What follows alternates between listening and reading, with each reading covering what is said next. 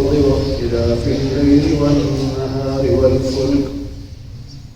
والفلك التي تجري في البحر بما ينفع الناس وما أنزل الله من السماء من ماء فأحيا به الأرض بعد موتها وبث فيها من كل دابة وتصريف الرياح والسحاب المسخر بين السماء والأرض لآيات لقوم يعقلون. صدق الله العظيم. اللهم صل على محمد وعلى آل محمد كما صليت على إبراهيم وعلى آل إبراهيم إنك حميد مجيد. اللهم بارك على محمد وعلى آل محمد كما باركت على إبراهيم وعلى آل إبراهيم إنك حميد مجيد. دوسرے پارے کا چوتھا رکوع سورہ بقرہ کی آیت نمبر 164 سے درس کا آغاز ہو رہا ہے۔ تیسرے رکوع کے اختتام پہ اللہ تعالیٰ نے ارشاد فرمایا وَإِلَٰهُكُمْ إِلَٰهٌ وَاحِدٌ، تمہارا خدا ایک اللہ ہے، اللہ کے سوا کوئی معبود نہیں ہے۔ اب اللہ کون ہے، اس کی طاقت، اس کے اختیارات، اس کی حقیقت سمجھانے کے لیے یہ چوتھے رکوع کی پہلی آیت ہے۔ ان فی خلق السماوات والارض، زمین و آسمان کی تخلیق میں، یعنی تم غور کرو کہ اتنا بڑا آسمان کیسے بن گیا، اور ہزارہا سال گزر گئے اور آسمان کھڑا ہوا ہے، گرتا نہیں ہے، کٹتا نہیں ہے۔ اسی طرح زمین، اتنی بڑی زمین جو پانی پر ٹھہرا دی، یہ کس نے ٹھہرائی؟ اس پہ اگر غور کرو، واختلاف اللیل والنہار، رات اور دن کے اختلاف میں غور کرو۔ رات اور دن کے اختلاف کے دو مطلب ہوتے ہیں۔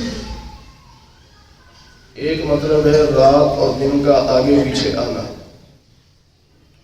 کہ دن چلا گیا ابھی رات شروع ہوگی، پھر دن آ جائے گا پھر رات آ جائے گی۔ یہ جو سرکل چل رہا ہے، ایک دوسرے کے پیچھے آ رہے ہیں، اس پہ غور کرو کہ کون سی طاقت ہے جو ان کو یوں چلا رہی ہے۔ کبھی آپس میں ٹکراتے نہیں ہیں، کبھی ایسا نہیں ہوتا کہ دن رک جائے اور آگے چلے ہی نہ، یا رات رک جائے اور آگے چلے ہی نہ، ایسے ہوتا ہی نہیں۔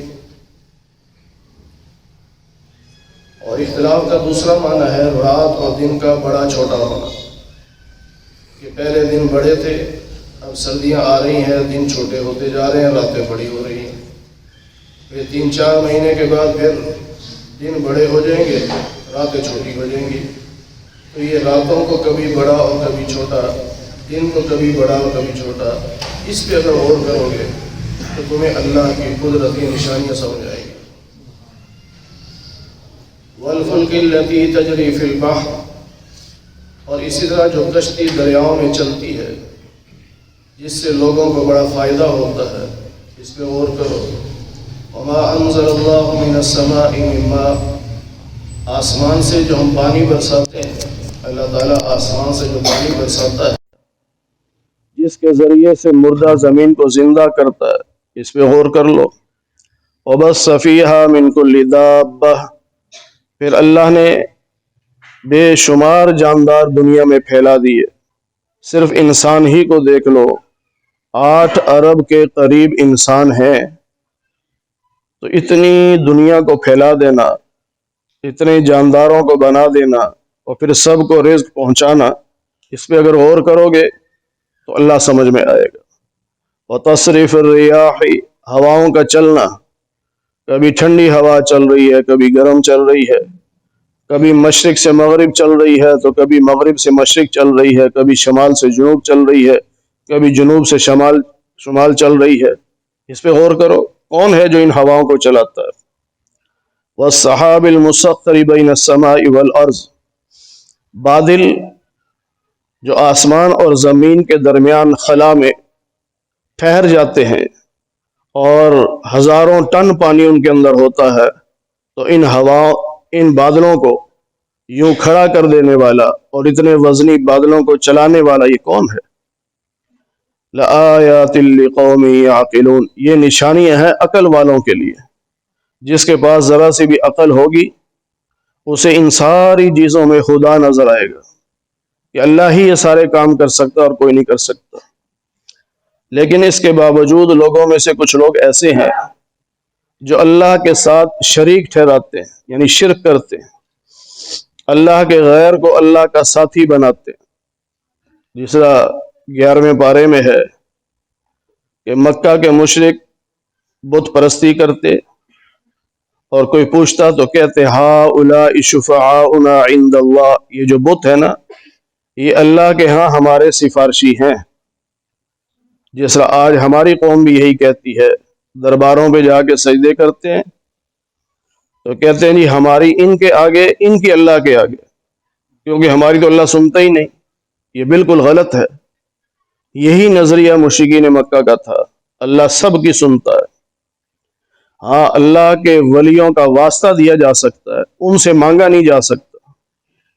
اللہ کے نبیوں کا واسطہ دیا جا سکتا ہے جس کو وسیلہ کہتے ہیں، لیکن ان سے مانگا نہیں جا سکتا کہ آپ دے دو، نہیں۔ ان کے ذریعے سے، یعنی اے اللہ یہ تیرے نیک بندے تھے، ان کی برکت سے میرا فلانا کام کر دے۔ یحبونہم کحب اللہ، اور یہ مشرک ایسے بے عقل ہیں کہ بتوں سے یوں محبت کرتے ہیں جیسے اللہ سے محبت ہونی چاہیے۔ اللہ خالق ہے، مالک ہے، رازق ہے، ہمارا معبود و مسجود ہے، تو اللہ سے کیسی محبت ہونی چاہیے؟ ایسی محبت وہ بتوں سے کرتے ہیں۔ والذین آمنوا اشد حبا للہ، لیکن جو ایمان والے ہیں وہ سب سے زیادہ محبت اللہ سے کرتے ہیں۔ ظاہر ہے اللہ ہمارا خالق ہے، پھر اللہ کے حکم پر اللہ کے نبیوں سے محبت ہے، پھر اللہ کے حکم پر اپنے ماں باپ سے، بہن بھائیوں سے، رشتہ داروں سے محبت ہے، یہ بعد میں ہے۔ لیکن اصل محبت اور سب سے گہری اور سب سے زیادہ محبت وہ اللہ کے ساتھ۔ وَلَوْ يَرَى الَّذِينَ ظَلَمُوا، اور اگر یہ دیکھ لینا ظالم جب یہ عذاب کو دیکھیں گے، یہ مشرک لوگ جب عذاب کو دیکھیں گے، اس وقت ان ظالموں کو دیکھنا، ان مشرکوں کو دیکھنا، یہ خود اقرار کریں گے ان القوت للہ جمیعا، ساری طاقتیں اللہ کی ہیں۔ دنیا میں تو سمجھتے تھے نا کہ یہ بت فلاں کام کر سکتا ہے، یہ فلاں کر سکتا ہے، یہ فلاں کر سکتا ہے، اس بت کو سجدہ کرو تو یہ اولاد دیتا ہے، اس بت کو سجدہ کرو تو یہ بارش برساتا ہے، اس بت کو سجدہ کرو تو یہ نوکری دیتا ہے، اس بت کو سجدہ کرو تو یہ بیماری دور کر دیتا ہے۔ یہ دنیا میں لوگوں نے بنا رکھی ہیں اور یہ غلط ہے۔ اللہ کہتے ہیں یہی لوگ قیامت کے دن جب عذاب کو سامنے دیکھیں گے نا، اس وقت اقرار کریں گے کہ نہیں نہیں، ساری طاقتیں اللہ کی ہیں۔ لیکن اللہ کہتا ہے اب دنیا میں مانو، آخرت میں ماننے کوئی فائدہ نہیں ہوگا۔ وَأَنَّ اللَّهَ شَدِيدُ الْعَذَابِ، اور اللہ کا عذاب بڑا سخت ہے۔ إِذْ تَبَرَّأَ الَّذِينَ اتُّبِعُوا مِنَ الَّذِينَ اتَّبَعُوا، جو لیڈر لوگ تھے دنیا میں، جس طرح بڑے بڑے پیر ہوتے ہیں جن کے لوگ مرید ہوتے ہیں، یا لیڈر ہوتے ہیں، آگے ان کے کارکن ہوتے ہیں، تو قیامت کے دن لیڈر اپنے کارکنوں سے انکار کر دیں گے، بیزاری کا اعلان کر دیں گے کہ ہمارا ان سے کوئی تعلق نہیں۔ آج جن لیڈروں کے پیچھے لوگ جانے دے رہے ہیں اور جن پیروں کے کہنے پر اپنی اولادوں کو ذبح کر رہے ہیں، قیامت کے دن یہی لیڈر، یہی پیر کہیں گے ہم تو تمہیں جانتے ہی نہیں، ہمارا تم سے تعلق ہی نہیں۔ وَرَأَوُا الْعَذَابَ، اور جب یہ عذاب دیکھیں گے تو آپس کا رابطہ ختم ہو جائے گا، دنیا میں جو تعلق تھا وہ ختم۔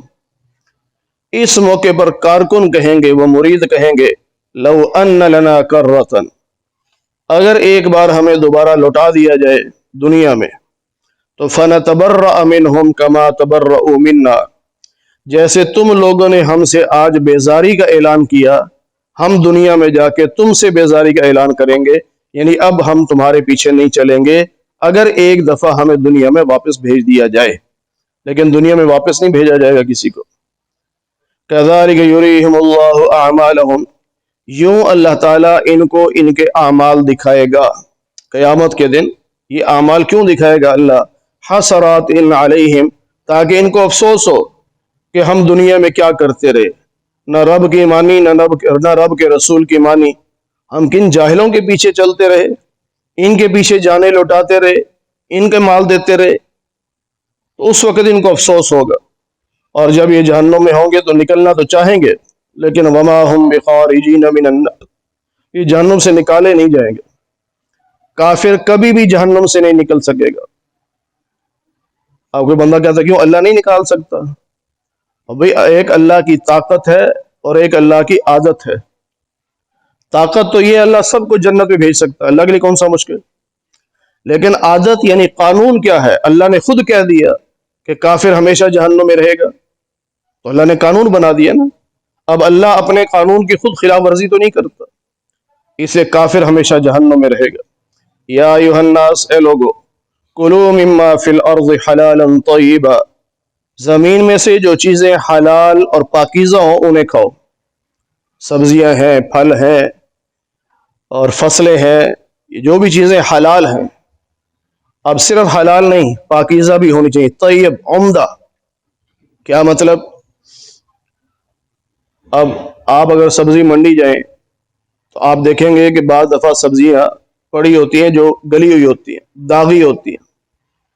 اب حلال تو ہے نا، کوئی بندہ مسئلہ پوچھے جی یہ سیب پڑا جی حلال ہے کہ نہیں، کیا کہے گا؟ حلال ہے نا سیب، لیکن وہ طیب تو نہیں ہے، عمدہ تو نہیں ہے، اس کے اندر داغ لگ چکا ہے، اس کے اندر سے بدبو آ رہی ہے، وہ خراب ہو چکا ہے۔ حلال بے شک ہے، لیکن اللہ کہہ رہے ہیں حلال وہ چیز کھاؤ جو عمدہ ہو، تمہارے نقصان کا ذریعہ نہ بنے۔ وَلَا تَتَّبِعُوا خُطُوَاتِ الشَّيْطَانِ، شیطان کے پیچھے نہ چلنا، وہ تمہارا کھلا دشمن ہے۔ انما یأمرکم بالسوء والفحشاء، شیطان تمہیں برے کاموں کا یعنی ناجائز کاموں کا اور بے حیائی کے کاموں کا حکم دیتا ہے، یعنی وسوسے ڈالتا ہے، وہ وسوسے ڈالتا ہے، یہ کام کر لو فائدہ ہوگا، یہ کام کر لو فائدہ ہوگا۔ پھر فرشتہ ایک الہام کرتا ہے، ذہن میں بات ڈالتا ہے کہ یہ ناجائز ہے، اندر سے ضمیر خود بول پڑتا ہے نا، ہم کہتے ہیں ضمیر بول رہا ہے، وہ ضمیر نہیں، فرشتہ اندر بات ڈالتا ہے کہ شیطان کہہ رہا ہے یہ کر لو فائدہ ہے، لیکن یہ ناجائز ہے، غلط ہے، لیکن بندہ پھر کیا کہتا ہے؟ کوئی بات نہیں، یعنی فرشتے کی بات نہیں مانتا، شیطان کی مانتا ہے۔ تو شیطان حکم دیتا ہے برے کاموں کا، بے حیائی کے کاموں کا، اور یہ بھی حکم دیتا ہے کہ اللہ کے بارے میں وہ باتیں کرو جو تم جانتے ہی نہیں ہو۔ اللہ کو دیکھا نہیں، اللہ کو ہم پہچانتے نہیں، ہم جانتے نہیں، جتنا نبی نے بتایا اتنا پتہ ہے، لیکن اس سے بڑھ کر اللہ کے بارے میں لوگ باتیں کر رہے ہیں۔ یہ شیطان چاہتا ہے کہ اللہ کے بارے میں ایسی باتیں کرو۔ وَإِذَا قِيلَ لَهُمُ اتَّبِعُوا مَا أَنزَلَ اللَّهُ، جب ان کافروں سے کہا جاتا ہے کہ اللہ نے جو نازل کیا اس پر عمل کرو، یعنی قرآن و سنت پر چلو، اس پہ عمل کرو، تو یہ مشرک اور کافر کیا کہتے ہیں؟ بل نتبع ما الفینا علیہ آباءنا، بلکہ ہم تو اس طریقے پر چلیں گے جس پہ اپنے باپ دادا کو پایا۔ ہمارے باپ دادا جس راستے پہ چلتے تھے، جس طریقے پہ چلتے تھے، ہم تو اس پہ چلیں گے۔ اس پہ اللہ نے فرمایا اولو کان آباؤہم لا یعقلون شیئا ولا یہتدون، کیا اگر ان کے آباء و اجداد بے عقلے اور بے ہدایتیں ہوں، کیا پھر بھی ان کے پیچھے چلو گے؟ اس آیت کا مطلب کیا ہوا کہ اگر ماں باپ بے ہدایتیں ہیں اور علم بھی نہیں، عقل بھی نہیں، ان کے پیچھے نہیں چلنا۔ اور اگر باپ دادا علم والے ہیں، جیسے عالم ہے، اس کی اولاد ہے، تو اولاد کو اپنے عالم باپ کے پیچھے چلنا چاہیے۔ بعض لوگ آدھی آیت پڑھتے ہیں اور پوری امت پہ فتوے لگاتے ہیں، آیت آدھی پڑھیں گے اور فتویٰ پوری امت پہ لگائیں گے۔ دیکھو جی، اللہ کہتے ہیں کہ قرآن پر عمل کرو، حدیث پر عمل کرو، ما انزل اللہ، جو اللہ نے نازل کیا۔ اللہ نے قرآن بھی نازل کیا، حدیث بھی نازل کی، دونوں چیزیں اللہ کی طرف سے ہیں۔ اور وہ کہتے ہیں دیکھو جی اللہ کی بتائی ہوئی بات پہ نہیں چلتے، کہتے ہیں ہم تو باپ دادا کے دین پہ چلیں گے۔ اب یہاں وہ باپ دادا بھی نہیں کہتے، کہتے دیکھو جی اللہ کہتے ہیں کہ میرے قرآن پر چلو، میرے نبی کی حدیث پہ چلو، یہ کہتے ہیں نہیں ہم تو ابو حنیفہ کی بات پہ چلیں گے، ہم تو امام شافعی کی بات پہ چلیں گے۔ یہ دیکھو یہ مشرک ہیں، جو کسی کی تقلید کرتا ہے وہ مشرک ہے۔ اب یہ پوری امت پہ فتویٰ، اگر آپ ان سے پوچھیں امام کعبہ کے بارے میں کیا خیال ہے تو ایسے بے دھڑک ہیں کہتے وہ بھی مشرک ہے۔ اچھا بھئی امام مسجد نبوی کے بارے میں کیا خیال، وہ بھی مشرک ہے۔ اور بعض تو مشرک چھوڑو کافر کا لفظ بولتے ہیں، کہتے وہ بھی کافر ہے۔ کمال ہے، اللہ اتنا بے بس ہو گیا ہے کہ نبی کے مصلی پر کافر کو کھڑا کر رہا ہے یا مشرک کو کھڑا کر رہا ہے۔ بھائی تم نے آدھی آیت پڑھی، تم خود گمراہ ہو گئے، پوری آیت پڑھو تو تمہیں سمجھ آئے کہ جن کے آباء و اجداد دین کو سمجھتے ہیں، دینی مسائل کو سمجھتے ہیں، ان کی بات مانو۔ اگر ماں باپ دیندار نہیں ہیں یا عالم نہیں ہے، مسائل کو سمجھتے نہیں ہیں، تو پھر ان کے کہنے پہ نہیں چلنا، پھر کسی عالم سے مسئلہ پوچھو اس پہ چلو۔ مطلب تو یہ ہے، لیکن پوری آیت جان بوجھ کے نہیں پڑھتے تاکہ ہمارا جھوٹ جو ہے وہ لوگوں کے سامنے نہ آ جائے۔ پھر اللہ فرماتے ہیں وَمَثَلُ الَّذِينَ كَفَرُوا، یہ جو کافر ہیں ان کو جو نبی دعوت دے رہے ہیں نا، اس کی مثال ایسے ہے الَّذِي يَنْعِقُ بِمَا لَا يَسْمَعُ، جیسے کسی ایسی چیز کو آپ آواز دیں جو سنتی نہیں سمجھتی نہیں، جیسے بھینس جا رہی ہے آپ پیچھے سے آوازیں دیں، اسے کیا پتا کیا کہہ رہے ہیں، زیادہ زیادہ یہی ہوگا نا کہ وہ سنے گی کچھ اور ہے لیکن سمجھ اسے نہیں آئے گی۔ تو اللہ کہہ رہے ہیں ان کافروں کو دعوت دینا ایسے ہے جیسے ہمارے ہاں کہتے ہیں نا بھینس کے آگے بین بجانا، کہ اسے تو سمجھ نہیں کیا ہو رہا ہے، تو کافر کو دعوت دینا ایسے ہی ہے۔ اور اللہ کہتے ہیں صم بکم عمی، یہ بہرے ہیں، گونگے ہیں، اندھے ہیں، ان کے پاس عقل نہیں ہے۔ یا ایھا الذین آمنوا، اے ایمان والو، کلوا من طیبات ما رزقناکم، ہم نے تمہیں جو رزق دیا اس میں سے جو عمدہ ہے وہ کھاؤ۔ پہلے بھی یہی کہا حلال ہو اور عمدہ ہو، اب بھی فرماتے ہیں اللہ کے رزق ہم نے دیا ہے، تمہارا اپنا کمال نہیں، جو ہم نے دیا اس میں سے کھاؤ، لیکن عمدہ کھاؤ، گھٹیا چیزیں نہ کھاؤ، عمدہ چیزیں کھاؤ۔ اور ساتھ اگر تم اللہ کی بندگی کرتے ہو، اللہ کی عبادت کرتے ہو، اپنے آپ کو اللہ کا بندہ کہتے ہو، تو رزق کے کھانے کے بعد اللہ کا شکر بھی ادا کرو۔ اس لیے حکم ہے نا کہ الحمدللہ الذی اطعمنا، شکر کرو، یا اللہ تیرا شکر تو نے کھلایا، یا اللہ تیرا شکر تو نے پلایا ہے۔ تو اس لیے اللہ فرماتے ہیں کہ ہم نے جو تمہیں رزق دیا اس میں سے جو حلال ہے اور عمدہ ہے وہ کھاؤ، اور کھانے کے بعد اللہ کا شکر بھی ادا کرو۔ اللہ تعالی ہم سب کو قرآن کریم کی صحیح سمجھ نصیب فرمائے۔ الحمدللہ رب العالمین والعاقبۃ للمتقین، والصلاة والسلام على سید الانبیاء والمرسلین وعلى آلہ واصحابہ اجمعین۔ اے اللہ ہم سب کے صغیرہ کبیرہ گناہوں کو معاف فرما، اے اللہ درس قرآن کو اپنی بارگاہ میں قبول فرما، اے اللہ بیماروں کو صحت کاملہ نصیب فرما، بے روزگاروں کو حلال رزق نصیب فرما، اے اللہ جتنے مسلمان دنیا سے جا چکے سب کی مغفرت فرما دے، اے اللہ سب کو جنت الفردوس میں اعلیٰ مقام نصیب فرما دے۔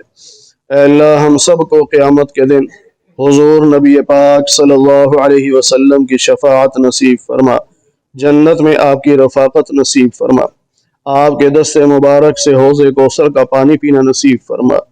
اے اللہ جیسے آج ہم آپ کے گھر میں آپ کے قرآن کے نام پر اکٹھے ہیں، اے اللہ ہم سب کو جنت میں بھی اکٹھا فرما دے۔ اے اللہ محض اپنے فضل و کرم سے حضور نبی پاک صلی اللہ علیہ وسلم کے صدقے سے ہماری دعاؤں کو قبول فرما لے۔ وصلی اللہ علی النبی الکریم برحمتک یا ارحم الراحمین۔